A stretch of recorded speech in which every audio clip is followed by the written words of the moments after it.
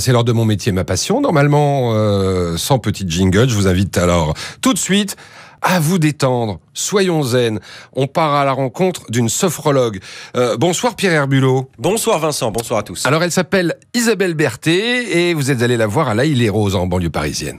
Oui, dans son cabinet de consultation. Je vais vous demander d'imaginer une petite pièce aux dominantes roses et violettes, avec des statues miniatures de Bouddha sur les étagères et un canapé bien moelleux. Isabelle Berthet, elle, est assise juste à côté, derrière un bureau. Je vous invite à fermer vos yeux et vous allez prendre le temps de ressentir la position de votre corps, de sentir le dos posé sur les coussins, sentir le chemin de l'air à l'intérieur de votre corps, au niveau peut-être de l'arrière-gorge, de la poitrine et du ventre. Ça, c'était un travail de respiration, l'un des très nombreux exercices de sophrologie.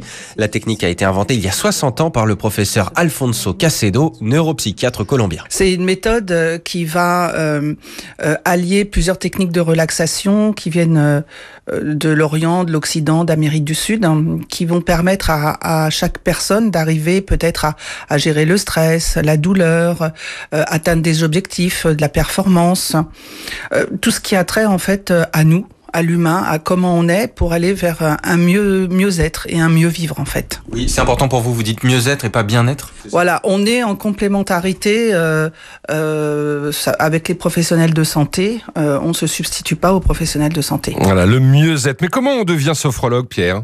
En fait, on dit souvent que c'est un métier de reconversion. Isabelle, par exemple, était DRH dans son ancienne vie. Elle allait voir un sophrologue pour des migraines à répétition et elle a eu envie d'en faire son métier. On en compterait à peu près 15 000 comme elle aujourd'hui en France, mais difficile d'être précis.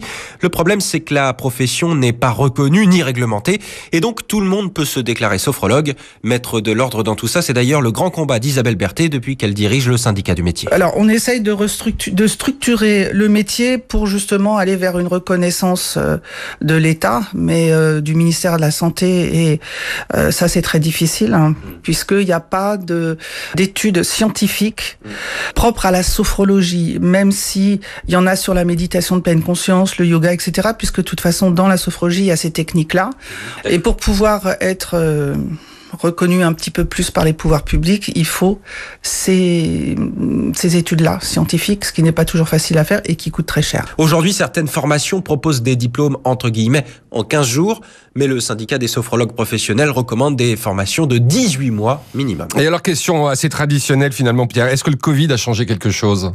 Oui, disons qu'il a suscité des vocations. Le syndicat reçoit énormément de demandes d'informations sur le métier depuis le premier confinement. Et puis la crise sanitaire a créé beaucoup de stress. Isabelle a dû retrousser ses manches. Il y a eu beaucoup de cassures dans les familles. Il y a eu beaucoup de gens se sont sentis seuls, même en étant en famille.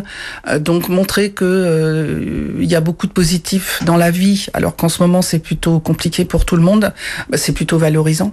Ouais. Voilà, j'aime bien, et puis quand j'entends je me sens mieux, ou grâce à vous j'ai fait ça là. Et puis même quand quelqu'un vous dit ah là j'arrive à gérer ma douleur alors que la personne a un cancer, qu'elle se sent mieux, plus gaie, plus elle rejoue avec ses petits enfants, voilà, tout ça c'est agréable, et dans ce monde un peu difficile en ce moment, c'est toujours une source de joie. Ouais, on va pas s'en priver par les temps qui courent. Merci Pierre, merci à Isabelle Berthet, sophrologue à La Île-et-Rose, passionnée de son métier, comme toutes celles et ceux que vous retrouvez dans ces chroniques chaque samedi soir. En France, l'UDP fédère l'ensemble des artisans, commerçants et professionnels libéraux. Retrouvez ces entreprises qui sont au cœur de la croissance et de l'emploi sur udp-france.fr. Et avant de refaire le match, on file tout de suite au Parc des Princes.